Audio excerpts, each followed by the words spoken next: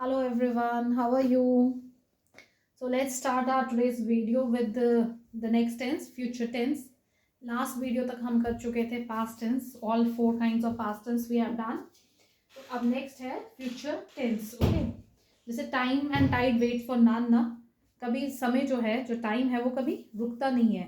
तो उसी तरह जैसे हम past जो है, जो पीछे हो चुकी है घटना, उसको दर्शाने के लिए यूज करते हैं to show that those events which are already completed, which has been completed in a past moment और सम टाइम मीन्स बैक, उसके लिए हम पास्ट टेंस यूज कर सकते हैं. और जो कुछ अभी हो रहा है, एट प्रेजेंट हो रहा है, उसके लिए हम प्रेजेंट टेंस यूज करते हैं. और कोई कुछ घटनाएं जो आगे होने वाली हैं, ठीक है, उनको बताने के लिए हम क्या यूज करते हैं, फ्यूचर टेंस. ठीक है, तो फ्यूचर टेंस में आज हम करेंगे इस वीडियो में दो टू टाइप, सिंपल फ्यूचर और फ्यूचर कॉन्टिन्यूस टेंस. ठीक है, तो फ्यूचर टेंस का जैसे हमने क्या किया था, हैज और हैव पास्ट टेंस के लिए, is are am present tense के लिए. उसी तरह यहाँ के लिए हेल्पिंग वर्ब क्या है हमारे पास, शेल और विल. ठीक है, शेल जो यूज होगा वो यूज होगा फर्स्ट पर्सन और के लिए, मतलब आई और वी, इनके लिए हम यूज करते हैं शेल. और बाकी सब जितने भी हैं, सेकंड पर्सन, थर्ड पर्सन, जो भी है, उस सब के लिए प्लूरल, उस सब के लिए हम यूज कर रहे हैं विल. ठीक है, पर इसमें एक एक्सेप्शन है. एक्सेप्शन क्या है इसमें, अगर आपको कोई चीज कमिटमेंट या कोई चीज एम्फसाइज करके बोलनी है तो आई और वी के साथ क्या यूज होगा, विल.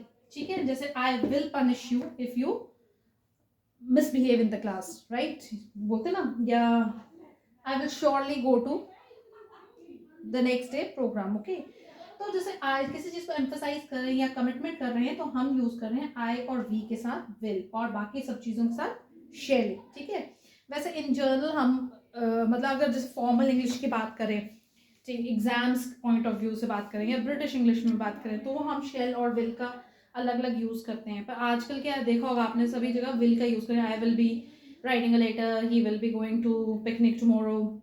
ठीक है, इतना डिफ्रेंशिएट नहीं करते when we are speaking, but when we are writing तो ये चीज़ जो है वो आपको ध्यान में रखनी है शेल और विल के लिए. ठीक है, तो इसमें जैसे हमने फोर सेंटेंसेस किए थे, असर्टिव, नेगेटिव, इंटेरोगेटिव और इंटेरोगेटिव नेगेटिव. तो स्ट्रक्चर क्या है इसमें, असर्टिव के लिए है subject shall will plus first form of verb. Future tense में फर्स्ट फॉर्म ऑफ वर्ब आएगा और ऑब्जेक्ट लास्ट. ठीक है, तो जैसे ही will write a letter, he is subject, right, will be helping verb future tense का, right main verb और a letter जो है वो object है, right, punctuation mark full stop है, right.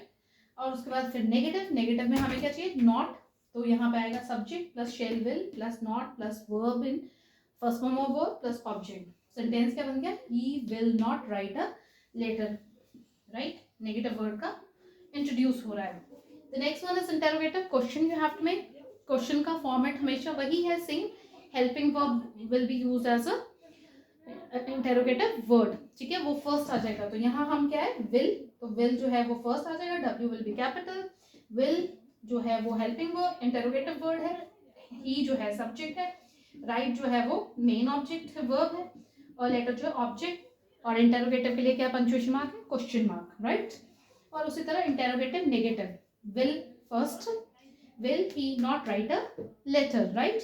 Will is interrogative word, he is some subject, not is negative word, right is main verb, a letter is object and question mark. ठीक है, और not लगा के हमारा क्या होगा, interrogative नेगेटिव बन जाएगा.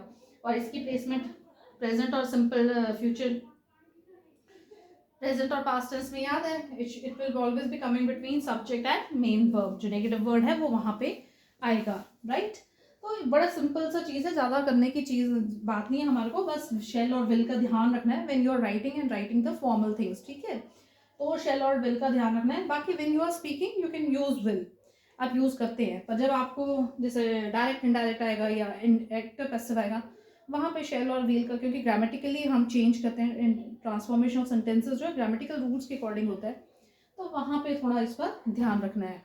ठीक है, ज़्यादा है नहीं इसमें. The next one is future continuous tense. ठीक है, इसमें क्या है हमारे पास, असर्टिव में हमारे पास है structure subject shall will plus B.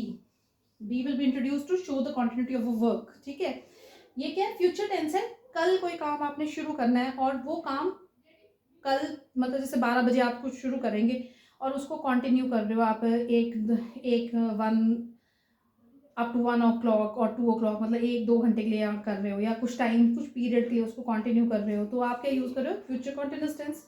कोई इवेंट, ठीक है, वो कल करने वाली हूँ मैं और वो काम थोड़े टाइम के लिए चलना भी है, ठीक है, तो उन चीज़ों के लिए हम करते हैं फ्यूचर कंटिन्यूअस टेंस, और वहाँ पे हम एक विल के साथ या शेल के साथ इंट्रोड्यूस करते हैं बी।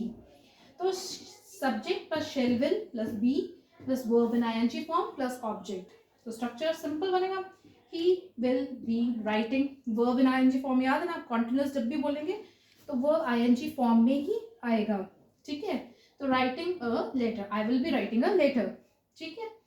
उस तरह फिर नेगेटिव के लिए subject plus shall will plus not plus be plus verb in ING form plus object, तो he will not be writing a letter, ठीक है, नॉट लगा के हमने उसको नेगेटिव कर दिया, बाकी स्ट्रक्चर सेम है, he will not be writing, I shall not be writing a letter, okay.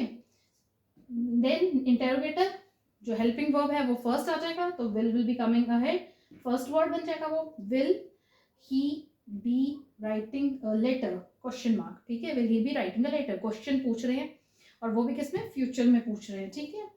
The same है interrogator negative, will he not be writing a letter, ठीक है, नॉट इंट्रोड्यूस हो गया, बी इसका कॉन्टिन्यूटी शो कर रहा है, writing verb in ING form आ रहा है, और लेटर क्या है, ऑब्जेक्ट है, तो दिस इज सिंपल, मतलब बहुत ही सिंपल है फ्यूचर टेंस, सिंपल फ्यूचर और फ्यूचर कॉन्टिन्यूअस टेंस, ठीक है, शेल विल लगा के काम कर रहे हैं, बस अगेन स्ट्रक्चर याद रखना है क्योंकि हमारे को कहाँ यूज होना है, इंटेरोगेट ट्रांसफॉर्मेशन ऑफ सेंटेंसेस में जाके ये हमें यूज होना है, ठीक है, तो इस चीज को ध्यान में रखना है बस, ठीक है।